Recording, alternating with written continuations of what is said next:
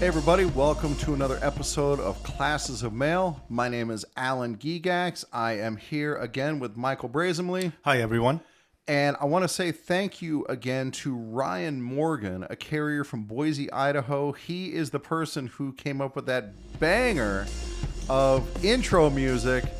Dude, he did such a good job on it. So thank you again to Ryan Morgan out of Boise, Idaho for giving me this. I look forward to hearing that every single time. I absolutely love it. Well, talk about thanking people. I also like to thank somebody go who came for in it. from Oklahoma. Oh, dude! Branch 458. Hell and yeah. bought us Korean barbecue for dinner. Yes, they did. Yeah. By the way, listen to the Branch 458 podcast. It's one of the ones that I subscribe to. It's essentially their branch newsletter by podcast, but there's really good stuff in there. It's interesting. You can learn something from it. And it is one that I subscribe to. And yeah, dude, they came to town. Michael gives out his phone number on this podcast, Which is 702-724-6355. Right. And so what that means is that if you're coming to Las Vegas for vacation and you want to take us out to dinner, call Michael. Well, that wasn't the purpose. No, but it was in case if anybody has any questions about contracts or how to fight management and so forth, or any other questions about our post office. Right. I'm willing to answer any of those things as much best as I can. I don't know everything, but I can do what I can do. Right, exactly. And so in this case, that number was misused by somebody saying, hey, we're coming out to Vegas and we'd love to take you out to dinner. And that's exactly because what they wanted did. to meet the people they hear us. So I thought that was pretty cool. And what's funny is at one point we had a miscommunication about where we were going to meet because this restaurant has more than one location. And so I wound up having to call that person. And when he answered and I said, hey, man, I'm over at this other place. He goes, oh, my God, you sound just like on the podcast. Yeah, well, I guess that stands to reason. Yep. And so and then when we were at the restaurant, like I'm a performing monkey, he made me say dude, which is fair. I do say dude a lot. Yeah, it's part of my California upbringing. There you go. And the 80s upbringing. Okay, so. Dude, good call on that. Yeah, it was fantastic having those guys come out. Great conversation. It was a real pleasure. And I hope they had a great time in Vegas. I hope so too. Yeah. I know. I asked them what kind of gambling they were doing, and one of them said, "Well, I'm pretty much out of money." So what does that tell you? So thank you for that contribution. Well, yeah, that's how our city survives. Yes, exactly. It was not built on winners. No. Yeah, but hey, if you come, surely you'll win. Yeah. All right. So anyway, will you win by meeting up with me and Michael? Exactly. Okay. The other thing that I need to get out of the way is a couple episodes ago, I talked about the new overtime rules, and I had mentioned that Fred Woodley of Delivering Solidarity was working on an agreement to possibly have people be able to work the work assignment list and work their scheduled day off on the 8-hour on your day off list and be on both lists, and that he was going to try to get that in his national agreement or in his local agreement. I don't know if I said it wrong or if it just wasn't clear, but for clarification, the local negotiating period has not opened yet. So this is not an agreement. It's something that he believes, and I agree with him, that does not violate the national contract. And so you can make that agreement in your local. My argument was on it saying that it's a work assignment. It's supposed to be working only your assignment, and your day off, it's not your assignment. But you can make that same argument with the 8-hour list that you're not supposed to work overtime at all. But you could be on that list. I think that's why it's a good argument. Day off list. Yeah, exactly. And so we'll see. That's why the local. Yeah, that's why you have the LMOU. local. It would be where. If they're not going to solve it at national, we can solve it locally. Exactly, dude. It bothers me to no end that Renfro negotiated this, hypothetically, negotiated it for almost 2 years and somehow didn't ferret this out. Right. Like, give me a freaking break, dude. It just goes to show you, when he's locked up in that hotel room, they're just getting room service. What hard work. That's not why we're here. Yeah, that's not why we're here. We're talking about something else. No, we are here because I didn't go to our last union meeting. I did. Yeah, I went out. And there were some issues. There were. Yes. I went out on a date with my wife, and when you live in Las Vegas, I'm going to digress for a second, as if it's been all digression so far. There are all these shows that aren't the huge headliner shows, and so they wind up having empty seats. And it's a bad look for the theater to have a bunch of empty seats. especially because it doesn't really cost them anything to put more butts in the seats, and they got potential additional like bar revenue and then gaming revenue for getting you into the casino. Because that's part of the deal with having a show is we want you to bring people into the casino and then you'll gamble while you're there. And so locals will sign up for these seat filler services and you just get to go to free shows, which is really cool. My wife went and saw Menopause the Musical with her sister and absolutely loved it. If that subject matter is relevant, it's a comedy about getting older as a woman. And dude, I just found out that the star of that show is the wife of one of the carriers at my station. No way. So yeah, so that was really cool. So I told him like, dude, rave reviews. Tell your wife that my wife loved it. Right. But anyway, so yeah, highly recommend that. But then she got free tickets to go see Carrot Top. And she says, do you want to go out to Carrot Top with me? I said, well, I don't really want to see Carrot Top, but I do want to go on a date with you. So yeah. Carrot Top is pretty funny though. Dude, that guy, he's 61 years old. Or maybe he's 60, somewhere in that neighborhood. And that dude brought it. He had a ton of energy. And he, at the first 10 minutes, was just prop after prop after prop after prop. And it was a good show. There were some very good laughs in that show. And good jokes, you know, and a lot of it was dated. Like he had this one joke where it was an improvement to a stripper's thong. And so he holds up this thong underwear and attached to it is a credit card imprint machine, which is the one, if you're old enough like Michael and me, that goes like chunk chunk and it makes like the carbon copies of the imprint of your credit card, which probably hasn't been used in 40 years.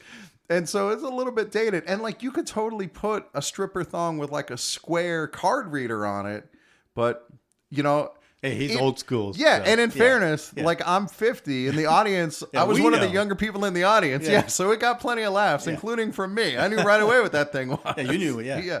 So that was a fun show too. Yeah, Carrot Top was fun. All right. And it's the fun of being in Vegas. Yeah, that it is. Yeah, so that's the few perks being in a local. It is. So while I was out doing that, Michael, what was going on down at the Union Hall? Oh, we had a general meeting. And so the general meeting was actually going smooth this time. There was no arguments. And there was no big turnout either, right? How many people would you guess were there? Maybe 20 people. Well, there's already 13. Yeah, total of 33. No, even like though 30 even though e-board was half of them were missing too. Wow. Yeah. So yeah, I say about a good 20, 25 people. Okay, so very a couple dozen people attendance. Yep. Total. Okay. And so there weren't that many people. Right. Okay. So everything was going great, and he came down to officers' report. Okay? Right, which is fairly late in our agenda. It's pretty much the last thing. Yeah. Aside from like, well, it's halfway through. Yeah, I guess so. Because he was down to, the first officer is the president. Right. The next was the EVP. Once it gets to the other officers, though, right. their reports tend to be fairly short. And right. We're getting near the end of the meeting generally. Yeah. So you get to the secretary. Yeah. Okay, which is the fourth person. Mm-hmm. And he goes, well, I want to bring up the punishment on Alan Gigex and Michael Brasmley. I go, whoa. As part of the secretary's report. Yeah, part of secretary's report. Sure, that's where I'd put it on the agenda. Okay. Dude. That's supposed to be the beginning of the agenda. Yeah, it should be. Yeah. And it should be listed. It's supposed to be in the minutes. Yeah, it should be listed on the agenda. For the yeah. This is one of the ways. It was not. In the near future, I've been working on a 10 sheet for this. I'm going to have an episode about the ways that people who are in power abuse that power. And one of the ways that it's done at my branch, and probably at your branch too, is the agenda for the meeting is not published. And so you don't know what's on the agenda until you show up at the meeting. And so we had no idea that this was coming. I would have missed. Nobody knew this was coming. And certainly you don't expect it during the secretary's officer report. Yeah, that's not a report. Yeah. Okay. And so I go, what punishment are you talking about? Well, the defamation from, that you guys are charged with. I go, yeah, we pulled the motion that it has to be done by national. Right. So what are you talking about? Well, our national business agent told us that we need to issue this punishment at our local branch. And I go, oh, really? That's funny. Because there's no way that our national business agent would just tell you that and not tell us who's being punished. Right. Yeah, it seems relevant to That us. Yeah. seems If a like decision's something that made. we would need to know before they make that decision. Right. You guys Okay? may remember from the last episode, like when our appeal went up, copies of that decision were sent to everyone who was involved in that decision. Yes. Yeah. Including Brian Renfro. Yeah. Told Keisha Lewis to take over all the investigations. Right. Okay. And so I already knew that, hey, we already made a motion that it was sent to the higher level. He goes, Right.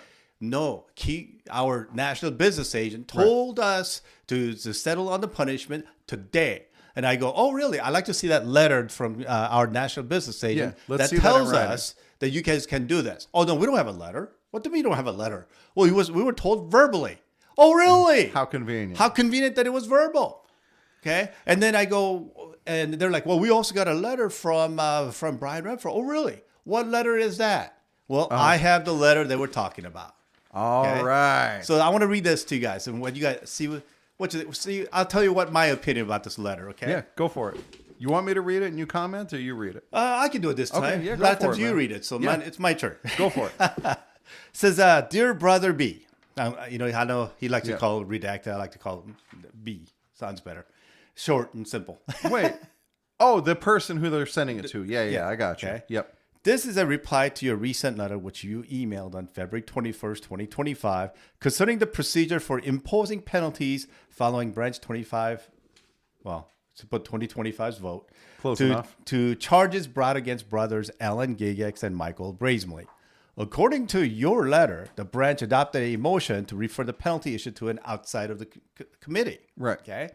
You now request that I appoint a committee composed of members from outside of Branch 2502 to determine the appropriate punishment following the branch's vote to sustain the charges. Okay. I must advise that it would be entirely inappropriate for me to intervene in this matter. Okay. Article 10, Section 3 of the Constitution for the Government of a Subordinate and Federal Branches states that if the branch decides that the fact to sustain the charge, then the branch shall entertain a motion to fix the penalty, if any be required. Potential penalties and the rules for imposing them by vote are set forth in Article 10, Section 4, normally. Such a vote should be conducted immediately after the vote on the charge. Thus, it is the response of the branch in the first instance to resolve any dispute regarding the question of the penalty. The branch's determination, of course, will be subject to the appeal. But in a letter sent to Brother Gigex, Right. So in the first instance, right? So normally it would be up to the branch. Right. But then he goes on. Yeah. Okay, go ahead. So he goes, in a letter sent to Brother Gigex dated February 4, 2025, I directed our national business agent You could say who it is. I don't or think it's a her big deal. designee to investigate the various charges that are pending at Branch 2502 in order to ensure that they are processed in full compliance with Article 10. Okay? Right. And that was the issue, Yeah. was we got fucking railroaded. Yeah. It had no resemblance to Article 10. So yep. they decided to proceed with the charge against us on February 5th. Right. And, And this the was letter done was on, dated. this was February 4th. Okay? Exactly. And this was sent to our president, our local secretary. president, yep. They all knew this letter. Okay? Absolutely. And they made an excuse saying, oh, no. That's not what our Brian Right. Renfro says. Oh, it doesn't apply. Okay? So Brian goes, well, I specifically, that sounds like I told you to do it this way. Authorize Sister NBA for her designated to provide whatever assistance the branch may require. Accordingly, I am referring you to the letter to her as well as whatever action she seems appropriate. Okay. Right. And The wasn't it action- something in there that said, like, to make sure that Article... Oh, yeah, you already said that. Yeah. To make sure that Article 10 is followed. Right. So Which it wasn't. Well, so basically, what he's saying is, well, specific what he's saying is, it sounds like he didn't like that somebody was overruling his decision. Of course. Okay. Because that was the meat of the follow-up letter that I had to write to Renfro. Was like, dude, you made a decision, and it's being openly... they're going against it, like openly defied. It's being openly Right. defied. And so basically, it sounds like to me, our brother Renfro, he was angry that our branch Dude. president, and the secretary is not following his instruction. And that was the whole reason that he got involved in the first place. Is because we have these Article 10 procedures. We have these Article 11 procedures. And that's the way the branch is supposed to police itself. And in our branch, those processes are broken. And so our NBA NBA National Business Agent Yep. got an instruction from Brian Renfro to take over all investigations. Okay. Right. And she got the investigators to come to our city to do the investigations. Okay. And then for punishment, they said, oh, because we want to stay neutral, we're not going to make any type of judgment or any type of ruling. We're going to just refer to the National Committee of Appeals. Right. And and I still have my appeal sitting at the National Committee. Yeah. And I don't know if they said that they're going to send it to National Committee of Appeals or not, that whole thing that they found. I have no idea, but we do have a copy of that. But either way, that was a decision by our national business to use the investigator. The investigators gave that authority to the National Committee of Appeals. So our president and our secretary is saying, no, our national business says that we're going to do this. They are lying so bad and trying to do this, okay? Which I brought up. I said, that is BS. Right. And I said that there was a motion that was already filed, so therefore you cannot file another motion. Right. And so what does the president respond with? Well, we're going to do it anyway. No. Oh, okay. Not the president. Secretary. Or the secretary. Of course. Our good the old secretary. boy Yeah, because says, he has the authority. well, we're going to vote on it anyway, and you can file an appeal later. Exactly. That's straight out of their playbook. Okay, because what they wanted is that he thought that he brought enough people to vote so that we can be punished to be kicked out of the union. Right. Okay. But actually, I think there was not enough people to vote. Either way, it might have been 50-50. It might have been. Yeah. I don't know. But either way, it doesn't matter. Our treasurer, the former election chair. Okay. Yep. He decided to come up and say, "Hey, I want to talk." And of course, they said, "Oh, of course, he can talk, right? Yeah. No problem." He came up and he withdrew our charges. Look at that. Okay. And I mean, there's many ways that I can think of why he withdrew the charges. Yeah, I've been hypothesizing about that ever since it happened. Well, first of all, I can tell you this right now. Me and Alan was already preparing to sue our branch. Right, because we're specifically, this is a specifically protected right. Right. Yeah. Okay. We know that they're breaking the law.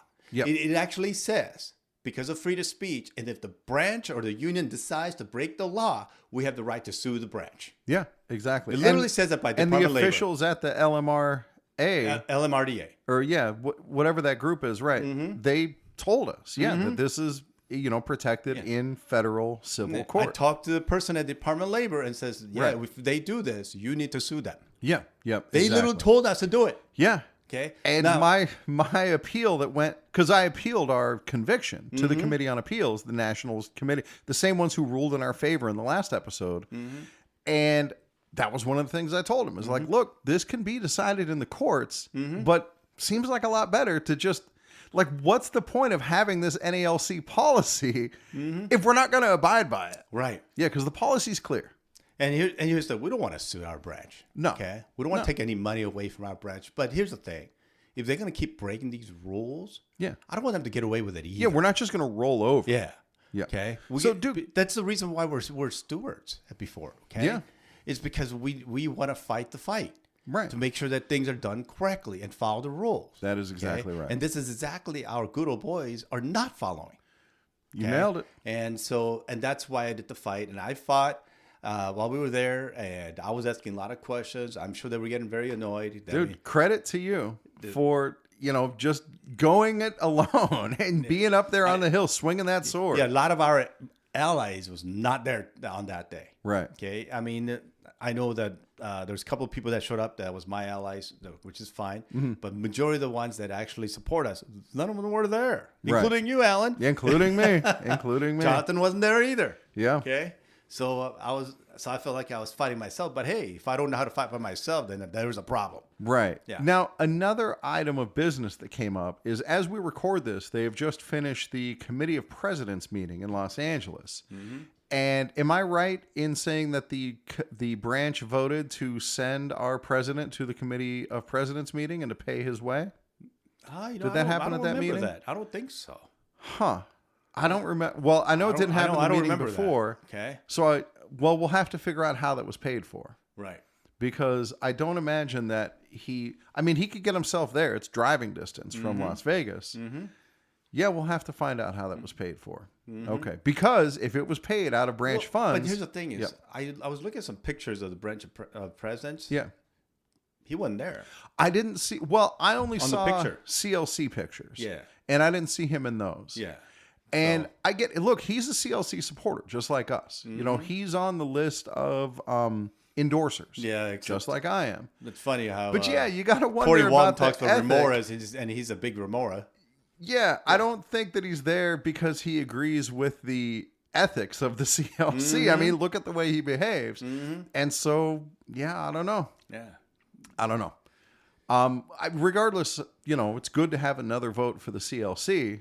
We stand together in that, just as we stood together at the Hell No or Fight Like Hell Which rally. I was so sick. I would have been there. Yeah, sick of being solidarity.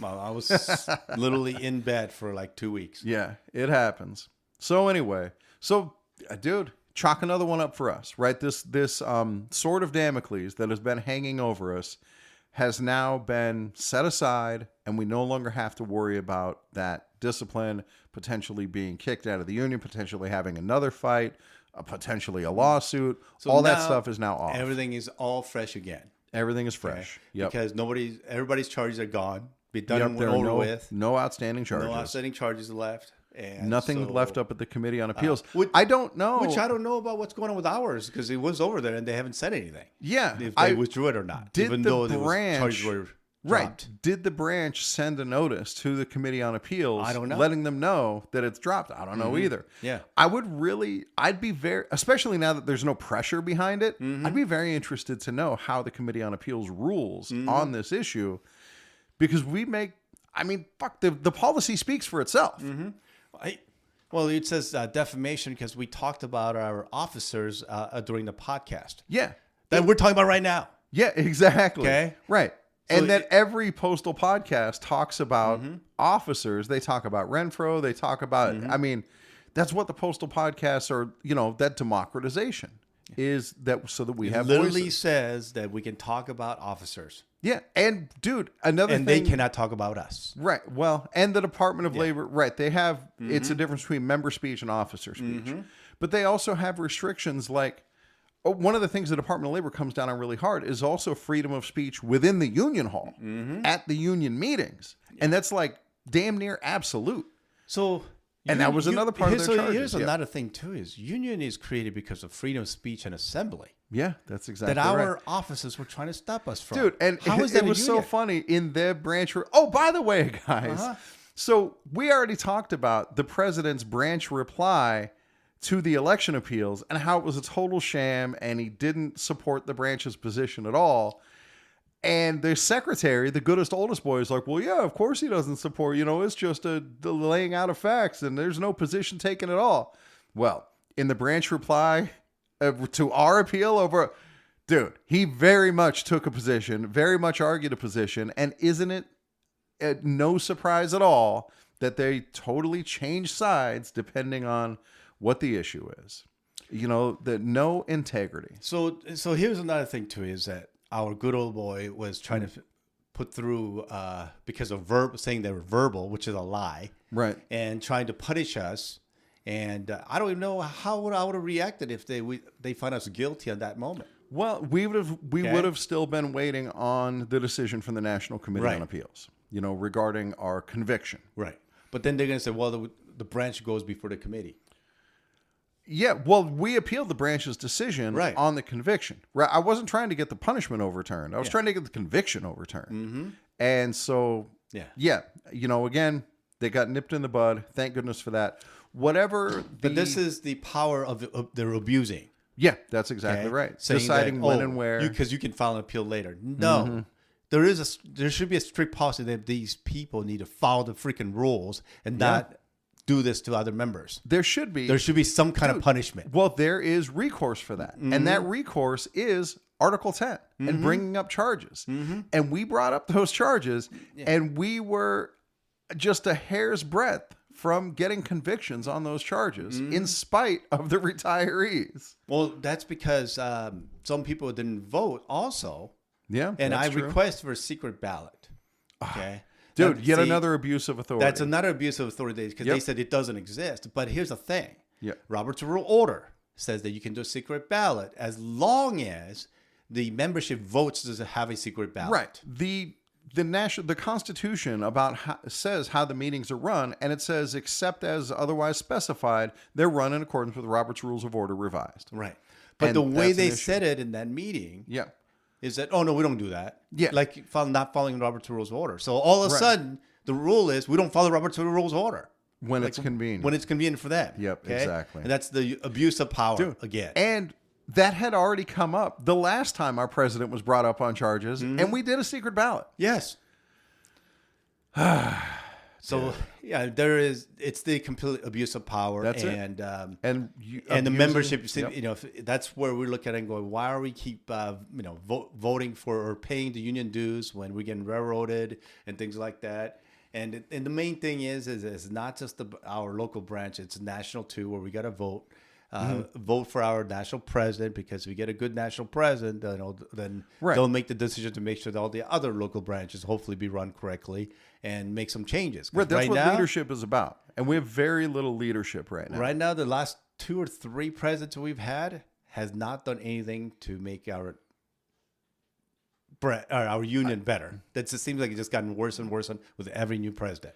You've been paying attention a lot longer than I have. You know, I can only speak to the Renfro era, and I'm not stoked about it. And yeah, you got to stay in the union because we need you to vote for the CLC, to vote for James Henry, to vote for Kemitra Lewis, to vote for Corey Walton, and to vote for David Grosskopf as trustee, and whoever else they wind up putting forward. So there's a lot of work. Yeah, A lot more of work ahead of us, Yeah. campaigning, but at least this is less now that we have to worry about, able to take a breath. Yeah. All right. Well, All right. lots of work. Yeah, So I hopefully it'll be things will change. Yeah, we'll see. Yeah, we'll see. Right, we're going to keep working on it. We Yep. know we have the support of the carriers, the active letter carriers, and we take a lot of comfort in that. As long as these retirees don't.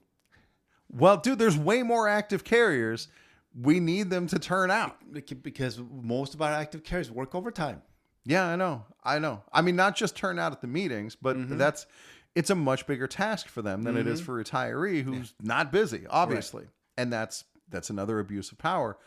But also to turn out for the vote.